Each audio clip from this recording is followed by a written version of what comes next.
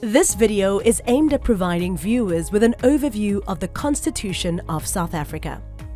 It is appropriate and important to start this topic of the public sector legislative framework with the Constitution, since it is the supreme law of the Republic and is the basis for other legislation impacting the public sector. Our Constitution was adopted in 1996 to achieve the following: heal the divisions of the past and to establish a society based on democratic values, social justice, and fundamental human rights. Lay the foundations for a democratic and open society in which government is based on the will of the people and every citizen is equally protected by law. Improve the quality of life of all citizens and free the potential of each person, and build a united and democratic South Africa that is able to take its rightful place as a sovereign state in the family of nations. The founding provisions refer to concepts such as regular elections, as well as accountability, responsiveness, and openness.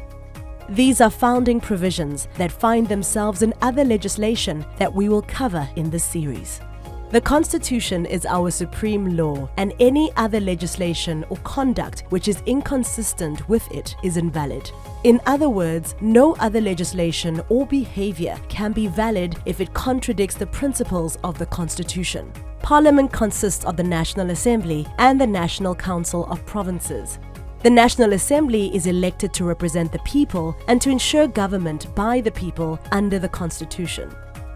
It does this by choosing the president, providing a national forum for public consideration of issues, passing legislation, and scrutinizing and overseeing the work of members of the cabinet and their respective departments and entities. This is achieved by establishing portfolio committees as oversight mechanisms for various areas of our cabinet. For example, the Department of Justice and Constitutional Development has its own portfolio committee that plays an oversight role of this department, as well as any public entities and constitutional institutions that are within this department. A more relevant oversight mechanism is the Standing Committee on Public Accounts, commonly known as SCOPA. This committee considers the financial statements of all organs of state when those financial statements are submitted to Parliament, as well as any audit reports issued on those financial statements.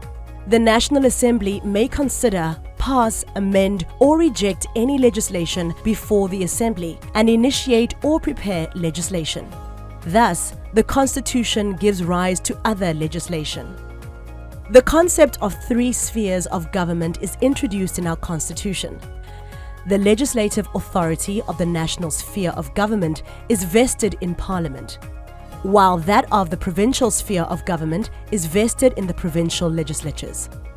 In other words, the respective provincial legislatures can be seen as the parliament for each province. Municipal councils have legislative authority over the local sphere of government, which is achieved through the determination of municipal bylaws. The National Council of Provinces is composed of a single delegation from each province consisting of 10 delegates. The NCOP represents the provinces to ensure that provincial interests are considered in the national sphere of government. In exercising its legislative power, the NCOP may consider, pass, amend, propose amendments to, or reject any legislation before it. Section 74 of the Constitution deals with the requirements that must be followed with regards to bills amending the Constitution. To be passed by Parliament, a bill amending the Constitution must have support of at least 2/3 of its members. Chapter 6 of the Constitution deals with provinces. The Constitution outlines 9 provinces in South Africa, with each province's legislative authority vesting in its provincial legislature. The provincial legislature has the power to pass, amend, or reject a constitution of the province. Provincial legislatures may also pass legislation specific to the province on matters provided for by Schedules 4 and 5 of the Constitution, such as disaster management, education, except for tertiary education, housing, health, provincial planning, sports, roads, and traffic.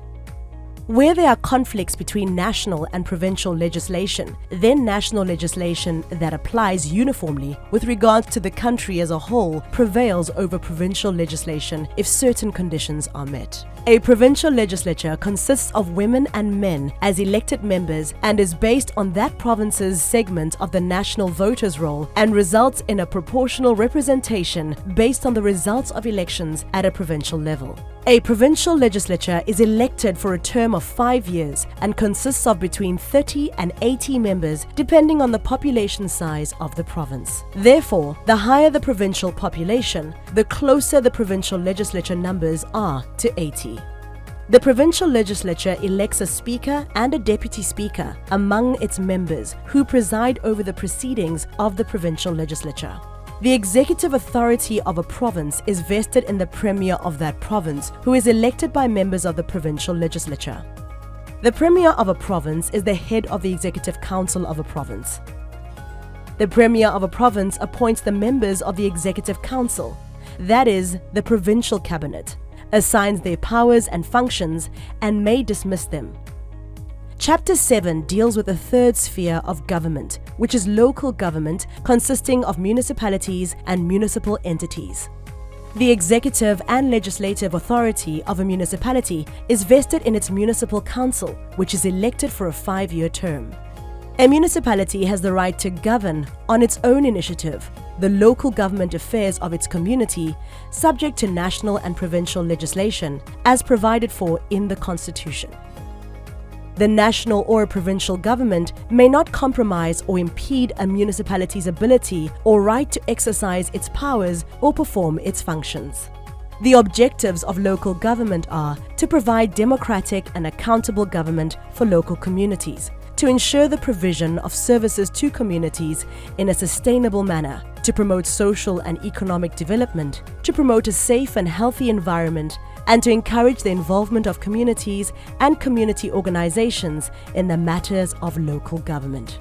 A municipality must structure and manage its administration and planning processes to give priority to the basic needs of the community and to promote the social and economic development of the community. When a municipality cannot or does not fulfill an executive obligation in terms of the constitution or legislation, the relevant provincial executive may intervene by taking any appropriate steps to ensure fulfillment of that obligation, which may include the dissolution of the municipal council and the appointment of an administrator to run the affairs of the municipality. There are 3 broad types of municipalities. Metropolitan municipalities. These are municipalities that are tasked with significant governing responsibilities at a broader scale, given their sheer size and population numbers as cities. These are the municipalities that exist at the major cities in our country. District municipalities are made up of a number of local municipalities that fall into one district. Local municipalities are areas that fall outside the geographical areas of the metropolitan municipalities. A municipality may make and administer bylaws for the effective administration of matters which it has the right to administer.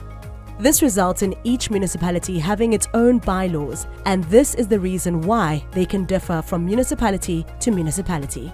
It should be noted that a bylaw that conflicts with national or provincial legislation is invalid. The term of a municipal council may be no more than 5 years. The election of members to a municipal council is based on representation based on the outcome of municipal elections. Chapter 9 of our Constitution deals with state institutions supporting constitutional democracy. As the name suggests, this chapter establishes certain state institutions known as constitutional institutions. These are the Public Protector, the South African Human Rights Commission, the Commission for the Promotion and Protection of the Rights of Cultural, Religious and Linguistic Communities, the Commission for Gender Equality, the Auditor General of South Africa, and the Independent Electoral Commission. In terms of the Constitution, the Auditor General must audit and report on the accounts, financial statements, and financial management of all national and provincial state departments and administrations. All municipalities and any other institution or accounting entity required by national or provincial legislation to be audited by the Auditor General. This gives the Auditor General the legal mandate to audit all three spheres of government, and this responsibility is also outlined in further legislation that will be discussed later in the series. Chapter 13 outlines the finance requirements. In terms of the Constitution, the National Revenue Fund, which is a fund into which all money received by the national government must be paid, is established. Similarly, a provincial revenue fund into which all money received by each province must be paid exists for each province. These funds are managed by the national and respective provincial treasuries.